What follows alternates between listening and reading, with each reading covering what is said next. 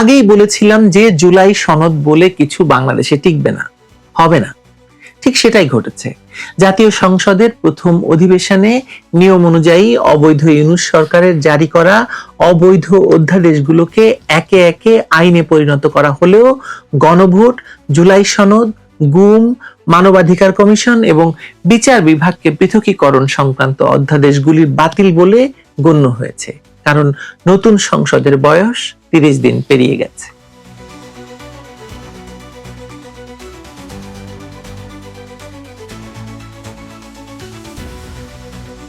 বাংলাদেশের রাজনৈতিক ইতিহাসে এটি একটি অভূতপূর্ব পরিণতি যে জুলাই সন্ত্রাসের উপর ভর করে অবৈধ ইউনূস সরকার ১.৫ বছর ধরে রাষ্ট্রযন্ত্র পরিচালনা করেছে।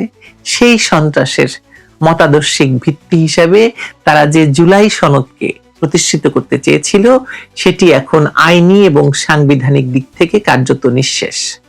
অবৈধ ইউনূস সরকারের বর্ধিত সংস্করণ তারেক রহমানের সরকার ক্ষমতায় এসে প্রথম ৩০ দিনে ৯১টি বিল পাশ করেছে, কিন্তু গণভোট অধ্যাদেশ ২০২৫, গুম প্রতিরোধ এবং প্রতিকার অধ্যাদেশ, দুর্নীতি দমন কমিশন সংশোধনী, মানবাধিকার কমিশন অধ্যাদেশ সহ ১৩টি অধ্যাদেশ নিয়ে আলোচনাই করেনি।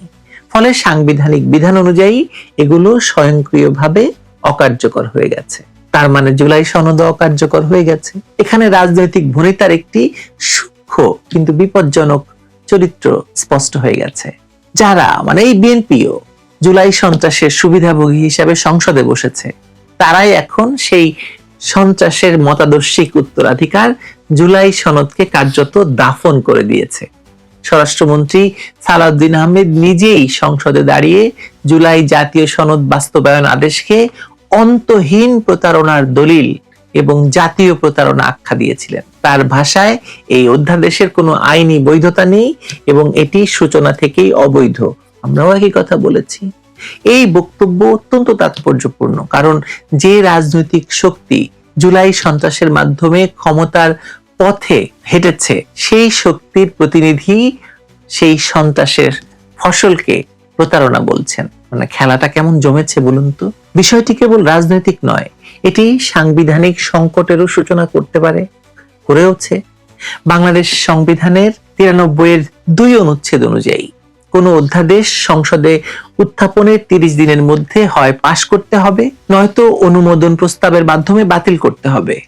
কিন্তু তারেক রহমানের সরকার ৪টি অধ্যাদেশ বাতিল করেছে বিল পাশ করার মাধ্যমে, যা সংবিধান কিংবা সংসদের কার্যপ্রণালী বিধি কোথাও স্বীকৃত নয়। জাতীয় সংসদের কার্যপ্রণালী বিধির ১৪৪ বিধি সুস্পষ্টভাবে বলছে অধ্যাদেশ বাতিলের জন্য বিধিবদ্ধ প্রস্তাব পাশ করাতে হবে বা করতে হবে। পঞ্চম এবং সপ্তম জাতীয় সংসদে এই প্রক্রিয়ায় অনুসরণ করা হয়েছিল। এই আইনি অসঙ্গতি প্রমাণ করছে যে এই সরকার রাজনৈতিকভাবে নয়, আইনিভাবেও দায়িত্বহীন। যে গণভোট অনুষ্ঠিত হয়েছিল গত ১২ ফেব্রুয়ারি নির্বাচনের দিন, তাতে হ্যাঁ পক্ষ জয়যুক্ত হয়েছে বলে দাবি করা হয়েছিল, কিন্তু তারেক রহমানের সরকার সেই গণভোটের ফলাফলকে কার্যত প্রত্যাখ্যান করেছে। বিএনপির সংসদ সদস্যরা সংবিধান সংস্কার পরিষদের সদস্য হিসেবে শপথই নেয়নি। এই বাস্তবতায় স্পষ্ট যে জুলাই সন্ত্রাসীদের হাত ধরে ক্ষমতায় আসা তারেক রহমানের সরকার সেই সন্ত্রাসীদের রাজনৈতিক দাবি থেকে সরে নিজেদের একক ক্ষমতা আরো নিরঙ্কুশ করার পথে হাঁটছে। জামায়াত এনসিপি নেতৃত্বাধীন বিরোধী জোট এতে ক্ষুব্ধ হয়ে ওয়াকআউট করছে, নাটক জমছে। তারা ঐক্যমত্য ভঙ্গ এবং আস্থা সংকটের অভিযোগ তুলেছে বিএনপির বিরুদ্ধে। কিন্তু এই ক্রোধের নৈতিক ভিত্তি কি আছে বলেন? যে জামায়াত এনসিপি জুলাই সন্ত্রাসের মাধ্যমে দেশে একটি অসাংবিধানিক এবং অগণতান্ত্রিক পরিবর্তন এনেছে, তারা যদি আবার সাংবিধানিক প্রক্রিয়া এবং গণতান্ত্রিক ঐক্যমতের কথা বলে, এটা নাটক ছাড়া আর কি হতে পারে বলেন? সংসদের গতি নিয়ে প্রশ্ন উঠেছে মারাত্মকভাবে। মাত্র ৩ দিনে ৩৫টি বিল পাশ করা হয়েছে, যার মধ্যে সুপ্রিম কোর্টের বিচারক নিয়োগ এবং নিম্ন আদালতের নিয়ন্ত্রণ সংক্রান্ত অধ্যাদেশ বাতিলের মতো স্পর্শকাতর বিষয়ও রয়েছে। বিচার বিভাগের স্বাধীনতা নিশ্চিত করতে যে 2টি অধ্যাদেশ জারি হয়েছিল সেগুলো বাতিল করে নিম্ন আদালতকে আবার আইন মন্ত্রণালয়ের অধীনে নিয়ে আসার সমস্ত পথ পরিষ্কার হয়ে গেছে। এর মাধ্যমে বিচার বিভাগের উপর সরকারি নিয়ন্ত্রণ একদম তারেক রহমানের হাতে চলে এসেছে। ক্ষমতার পৃথকীকরণ, কত কিছু আমরা শুনেছিলাম, সব শেষ। আইনমন্ত্রী আশ্বাস দিয়েছেন বাতিল অধ্যাদেশগুলো পর্যালোচনা করে পুনরায় বিল আকারে আনা হবে। কিন্তু আমরা তো বাংলাদেশের ইতিহাস জানি, আমরা দেখেছি যে যেসব কথা বলা হয় তা পালন হয় না। এই আইনি অসঙ্গতি এবং এই অতি দ্রুত আইন প্রণয়নের মাধ্যমে সরকার আসলে একটি কেন্দ্রীভূত ক্ষমতা কাঠামো গড়ে তুলছে। ডক্টর ইউনূস এটাই চেয়েছিল। ডক্টর ইউনূস নিজের হাতে এভাবে আইনকে অধ্যাদেশের মাধ্যমে নিজের হাতে নিয়ে এসেছিল।